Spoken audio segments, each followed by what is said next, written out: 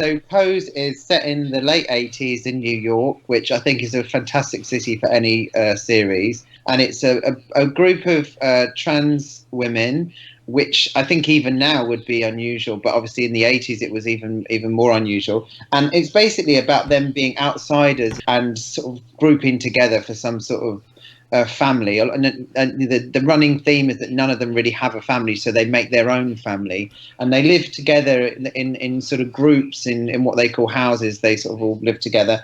And because they're not really accepted in society, they get together each week and have what's known as a ball, which is, as far as I can see from the episode, they're just in a sort of nondescript hall and they just sort of arse about in funny outfits and have a great time. And it's a sort of like party, sort of nightclub type feel. But they're just made to feel, like they belong and that they've got a family. And there's a few of them that you follow in the first episode. There's sort of three main characters that you're following their stories about, what they've been through and how they've been ostracized from their family and the sort of trials that they face and their sort of search for happiness and acceptance. It's sort of got an undercurrent of sadness to it because they're obviously facing bigotry and they're having a difficult time, but it's obviously then that they're getting past that and they're showing resilience, and so it's got a sort of warmth to it and everything. It's by Ryan Murphy, who worked on Glee, far more subtle than Glee. I think Glee was a little bit over the top and it was great, but I think this is a more sort of serious offering, and I think it's more grounded than Glee, certainly, isn't it? Yeah. I mean, it could be real. I think it could be based on true stories. It feels. So yeah, that's the sort of general premise, I guess, is that you're following outsiders trying to fit in and trying to make their way through life. Focus, children. It is time we remind the world who we are. How does someone as talented as you wind up dancing for a whole bunch of junkies? I want to be a star. You ever consider joining a house? What do you mean? Well, a house is a family you get to choose. It's that white boy again. Is this your first time doing something like this? Whispering love. Yes. What exactly is a ball? Balls are a gathering of people who are not welcome to gather anywhere else. Darling, the champagne is burnt. What do you want out of life? I want to be treated like any other woman. That's my dream. 12. Baby, you are our secret weapon. All 8 episodes have already aired in America. They aired last summer, and it went down a storm there. It's trans people performing as these characters as well, so nobody is pretending to be a trans person. They've all been cast because of who they are, and I've seen all 8, which you can also do if you want to go on the iPlayer, because although it's a world I know very little about, I just found the storytelling very compelling. I found all the characters very interesting. It's got a warmth that is there without being too sickly and silly, and it's got a real heart to it as well, and they cover some really important stories. Well, when it first started, the first few scenes are at one of these balls, and it was just they were making a lot of doing a lot of phrases that you'd associate with RuPaul's Drag Race. And I was, this is ridiculous. Why am I watching this?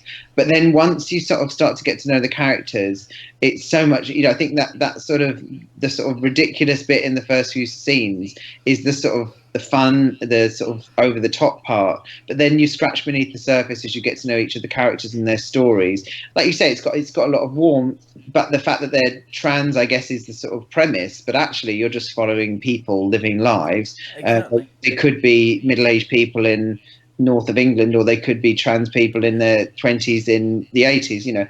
So I think it's just another drama. But I think there's something nice about it having trans people in, because you don't see many trans people on television and in film even now, and if you do, then they're not necessarily the main character. It wasn't so long ago that Love, Simon came out, and I realized it was the first time I'd ever seen a mainstream drama film about a gay person, really. And so in this, I guess trans people must feel the same about this.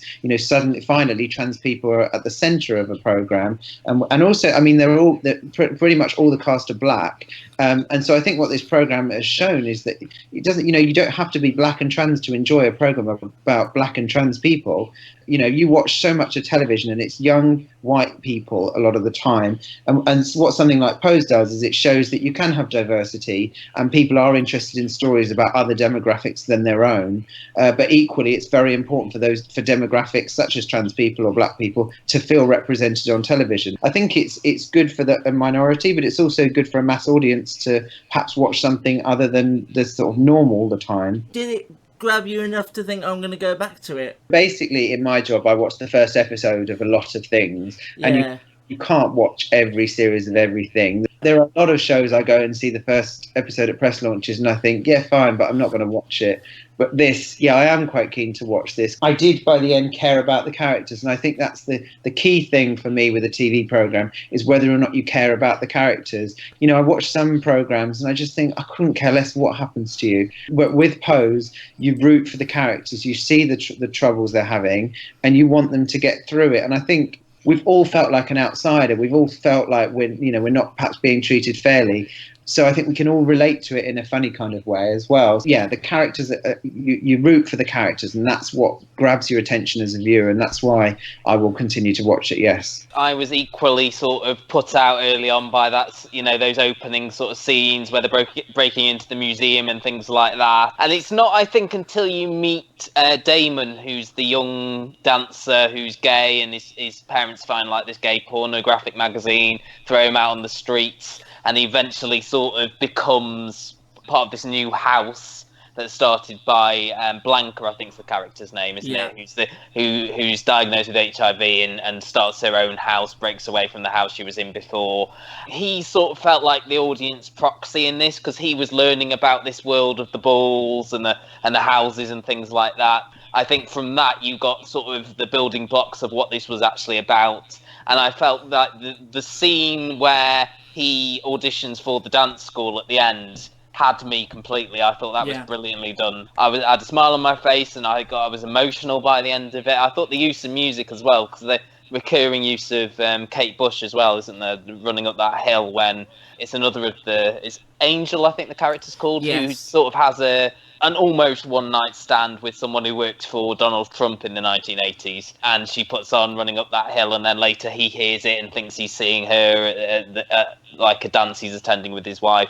So it's really good, and it's multi-layered as well. There's all these sort of recurring stories and things like that are coming together, and I'm the same. I will watch more because, as I'd said, you get invested in these characters by the end of the first episode. So, and even like the supporting characters, like Billy Porter playing like the MC of the balls and things like that, and you got a little bit of story about him when he was helping sort of making the costumes and things like that. So, really, really enjoyed it, and you did as well, Luke. I'm guessing as you've watched it all already. I've seen it all. I didn't plan on it. I watched the first one and felt really invested and just kept going and going and going. It's great. It's on Thursday nights, BBC Two. I think aside from it being a really well-written, well-performed drama, it's an important piece of television because of the people at the centre as well. Pose, Thursday nights on BBC Two if you want to watch it weekly at 9 o'clock. Or, as I did, you can go on iPlayer and get through all 8. It's another example of